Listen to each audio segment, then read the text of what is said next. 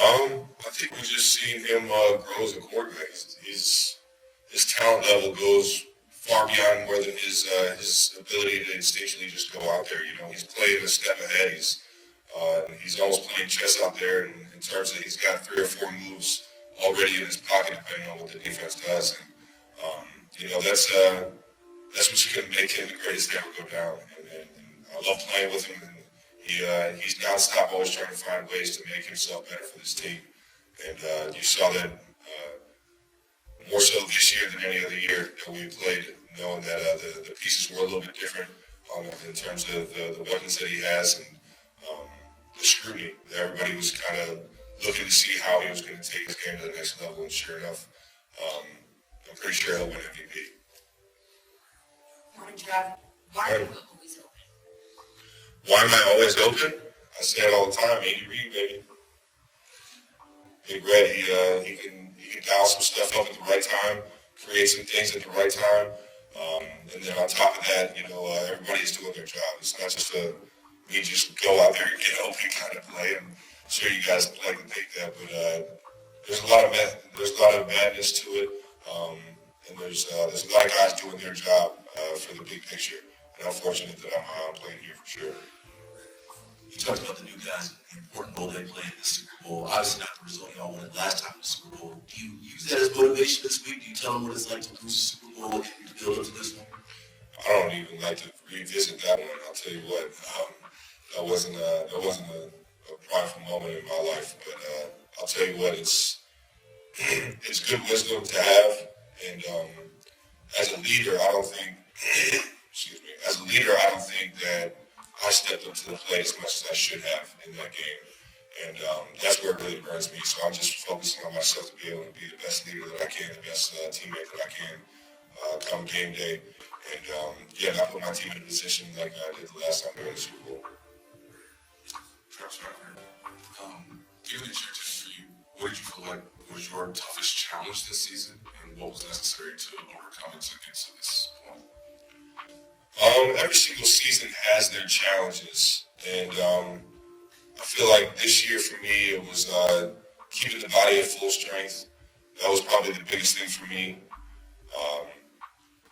Week in, week out, you always try and get back to 100%. And in this league, towards the end of the season, especially with the 17th game now, man, it's tough to try and get back to that top physical form.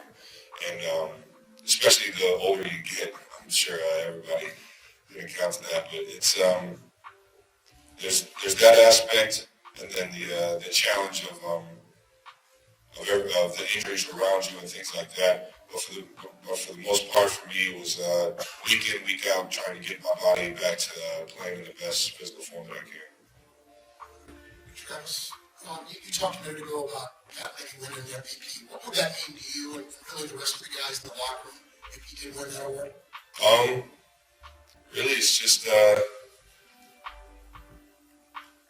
it's something that I know at the end of his career, he's going to be able to hang his hat on. But Pat doesn't walk into that building thinking I need to be the MVP. He walks into that building trying to find the best way to beat the opponent that we have that week.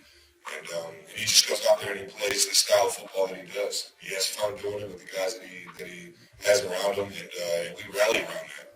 We rally around that excitement, that want for and that desire to win with the guys next to us, man. It just makes coming into the building that much more fun. Travis, hi.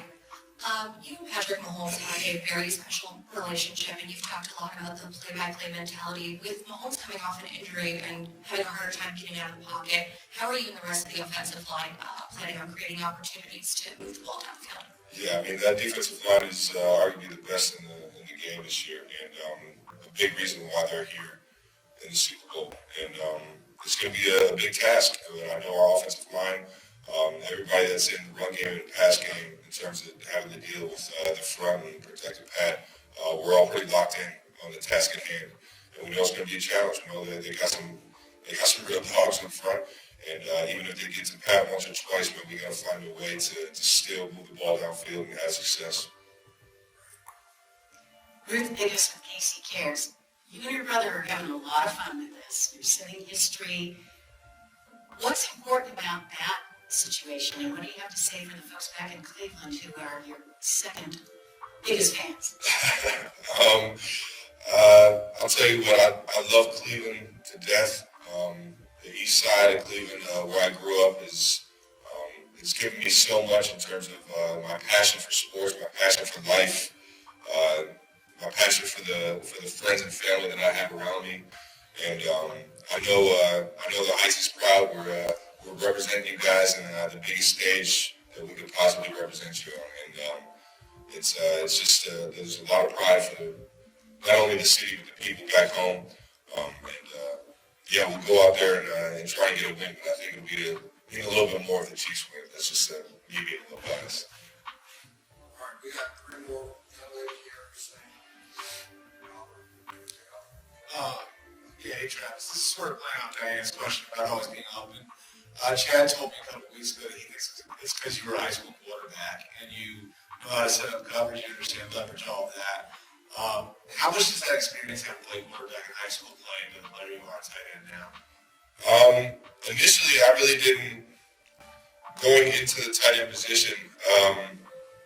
Yeah, it was a pretty big struggle. I'm not gonna lie. I didn't feel comfortable running routes. I didn't feel comfortable blocking. It took really a full year to 2 years up to my senior year in college to really kind of own my own craft.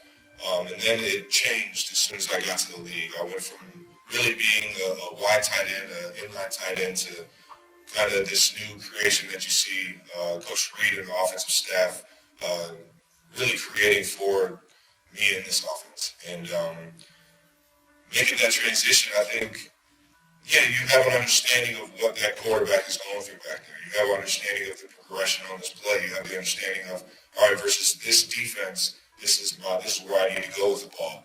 And if you have that kind of mindset, if you're in the quarterback's mind and you're thinking with him and the chemistry is there's certain things you can do when you run routes to get open or to just make that guy's life that much easier. And that's my job. My job is to go out there and paint a picture for the quarterback to make his job that much easier, a clear-cut, decisive picture of where to go with the ball.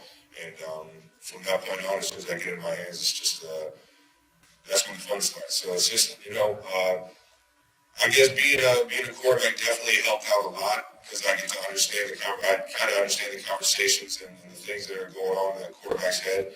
But at the end of the day, I feel like everybody's got to have that quarterback mentality or that quarterback mindset on reading the defense and adjusting depending on what they're presenting. Hey Travis, you spoke a couple days ago about the support that you received from some of the Cincinnati coaches the year that you weren't playing. What kind of role did your brother play too in that, the support that you received from him? Man, when I got removed from the team, I got my scholarship too. So I was actually staying with my brother. I was in his room in his house, kind of like two brothers growing up living in the same room. So in terms of rent, I wasn't paying rent. In terms of food, he was helping me with food. So I was literally living off him for quite a while down there. And he was my lifeline.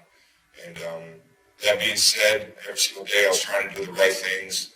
And he went into the coach's office and actually talked to numerous coaches and numerous people in the Cincinnati staff to try and give me another chance to be on the team. And I'm forever in debt to this guy for putting his name, our name, just putting his honor on the line to give me another chance. And so when I say I owe it all to him, I really do. Travis, earlier to a question you said you worked to not put your team in the same position you did last time you were in the Super Bowl. What do you mean by that? Is that something that's obviously stuck with you for the past couple of years? I mean, through every single game, you're gonna have those ups and downs, and unfortunately, we had a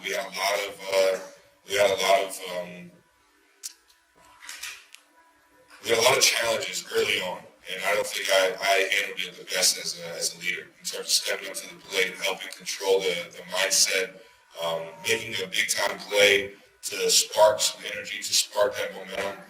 There were a few plays early on there that I just didn't feel like I did my job, and then on the sideline, in terms of the energy and the demeanor of the team, That's where I really think I could help out as well.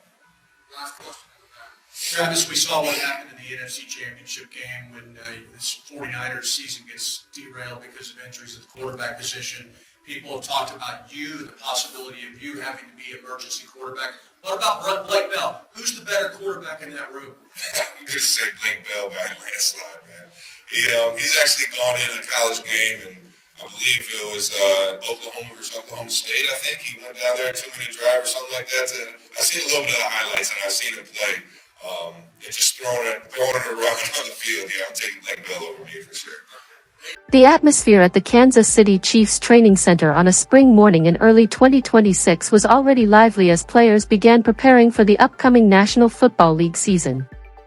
However, that day brought an additional topic of excitement to the press conference, making the environment even more energetic than usual: the personal life of star tight end Travis Kelce and his upcoming wedding to pop superstar Taylor Swift. In a nearly hour-long interview with sports reporters, Kelce discussed the team's strategy and his physical preparation for the 2026 season.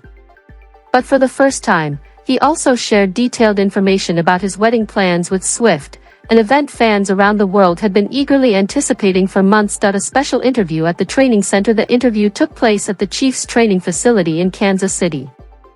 When Kelce entered the press conference room, he was wearing his familiar team training uniform. However, the bright smile on his face quickly signaled to reporters that this conversation would involve more than just football. Within the first few minutes, one reporter asked directly, "Travis, we've heard you're planning a wedding before the 2026 season begins. Is that true?" Kelce laughed warmly and leaned back slightly in his chair before responding, "Yes, I think it's no longer a secret," he said. "Taylor and I are indeed planning a wedding before summer training camp begins." His answer immediately sparked excitement throughout the room. A love story that captured global attention. The relationship between Travis Kelce and Taylor Swift began attracting widespread attention when the two were first seen together in 2023. From Swift appearing at stadiums to cheer for Kelce to their shared travels and appearances at major events, the couple quickly became one of the most talked about relationships in sports and entertainment. Throughout 2025, rumors circulated that Kelce had proposed to Swift. Finally, toward the end of the year, the couple confirmed the engagement, sending fans into a wave of celebration and anticipation for their future together.